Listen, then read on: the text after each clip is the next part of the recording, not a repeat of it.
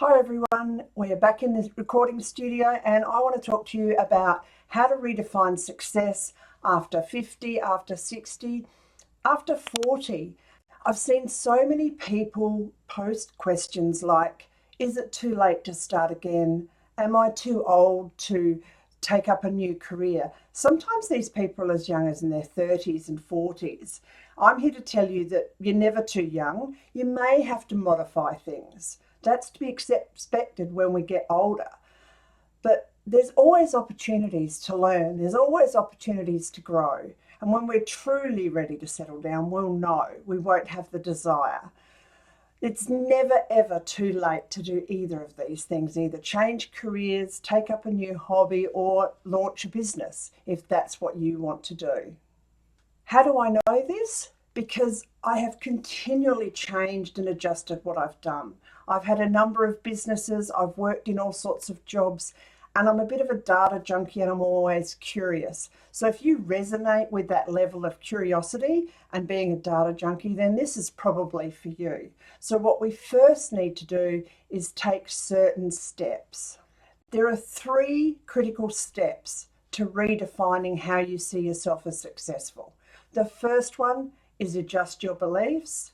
The second one is to define new values and priorities in your life. The third one, you need a flexible vision for yourself, so for how you see you. So let's go into these in some detail. Critical step one, adjust your beliefs. Throw away preconceived ideas of what success is. There's only a tiny percent that reach huge heights, huge money and wealth and fame. So how can we be successful in our lives in a general way?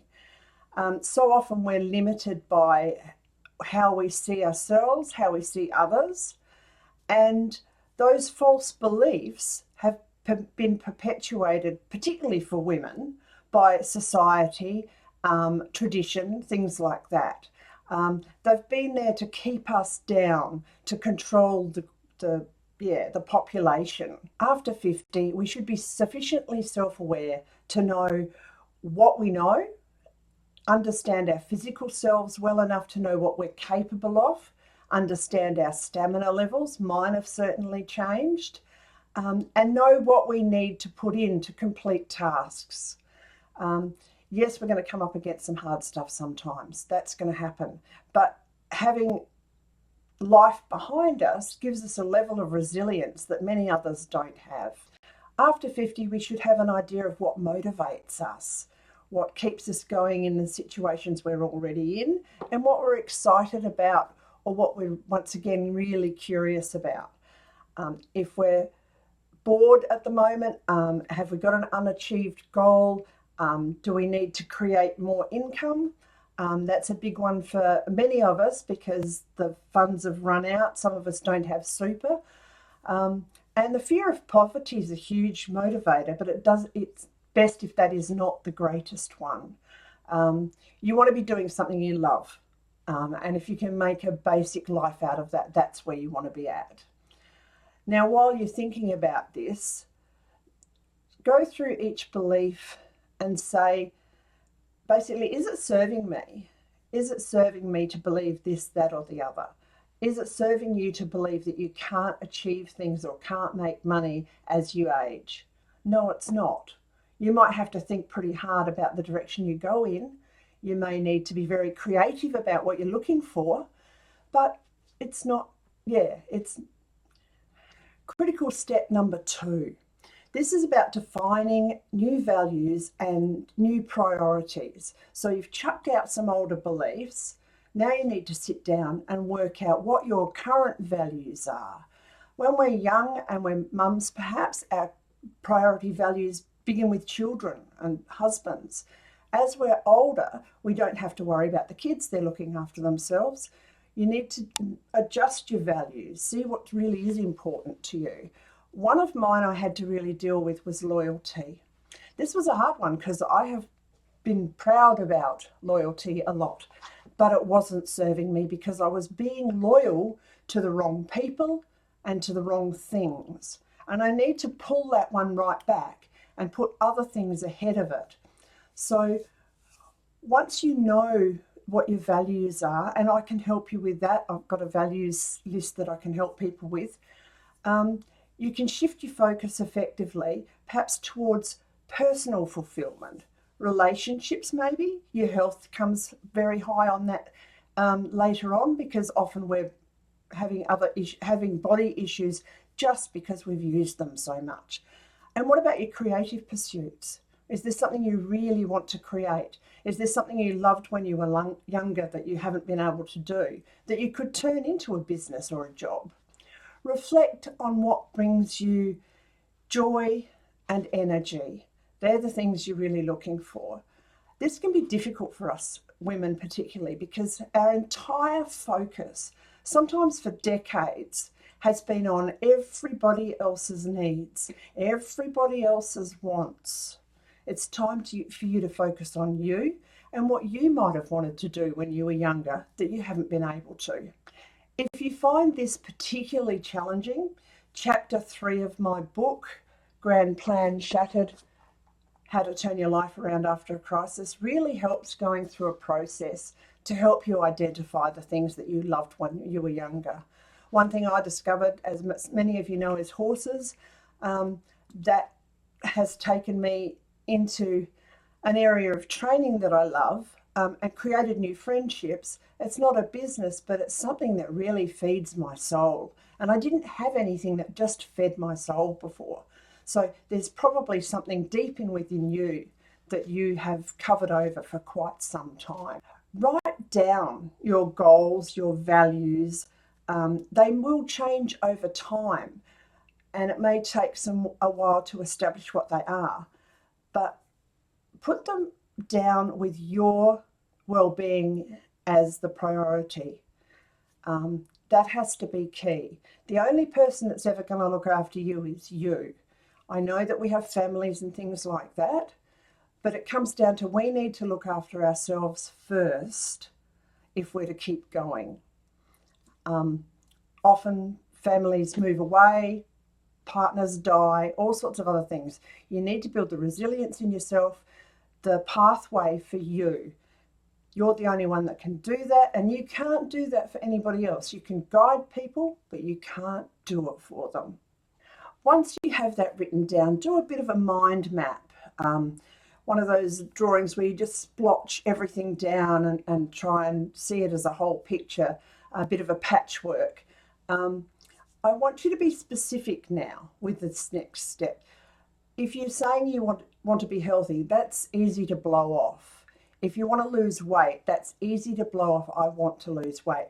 You need to be doing these goals and values in very specific levels. If you want to be 60 kilos, then say I am 60 kilos. Not I'm going to lose weight, not I'd like to be, not this is the goal. You need to put it in the present tense to really lock it in as a value. And that, once again, that belief, you're building belief in yourself, and you know you've had to probably wipe some of those out. Now, critical step 3, so you'll be reprogramming your brain to create a new you, a new life, and a life that will go forward to support you. Critical step 3, build a flexible vision of your future. Success after 50, after 40, after 60, after 70 is about growth, about adaptability, about resilience, and you're going to pull that from your past to do that. It's rather than fixed milestones, a flexible vision allows you to embrace new opportunities while staying in alignment with your values. So when I talk about the set 60 as your weight goal, you may need to do it in increments, but whatever you do, the highest increment you go to is a now increment. So it is I now weigh 70, I now weigh 65, and on like that.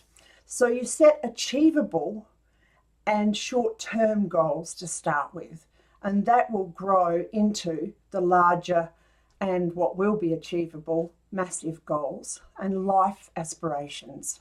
Those smaller goals, That's what will keep you inspired. You will achieve them, so you'll get that boost of dopamine, and it brings you up so that you've got the courage to go through to the next level, to the higher goals. Life can be unpredictable, and while that's part of the adventure of life, what we need to do is include space and time for spontaneity, for fun, for joy.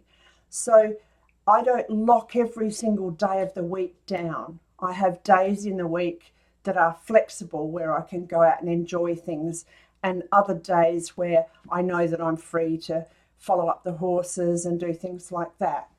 You need to also celebrate your progress. Celebrate every little win. Preferably not chocolate, because that's my greatest failing. But find a way to recognise each little goal as you go along. It's so tempting to do the ones that we've fallen into that damage us over the years. And I am an expert at that. But yeah, just find something that will keep you going. So to reiterate, the 3 steps are: check your belief system and adjust accordingly. Look at your values and reassess them. Set new priorities and parameters. Build a flexible vision for your future. By throwing out those old beliefs, redefining your values, and creating an inspirational, flexible vision, you can transform your latter years into a personal reinvention full of joy and others around you that are really excited for you. This is your time to shine. This is your time to find those moments in life that are really going to sustain you all the way through. Turn what you love into something that can sustain you financially and support you. Go out there and give something a shot. And look, if it doesn't work out quite how you wanted to, you can readjust your sails, or you can review it and try it a different way. There's options. We're not stuck. We're on a journey, and let's do it together, because I'm having a ball. I'm Dee Scown, coach and author of Grand Plan Shattered. Great to have you here, and I'll catch you on the flip side.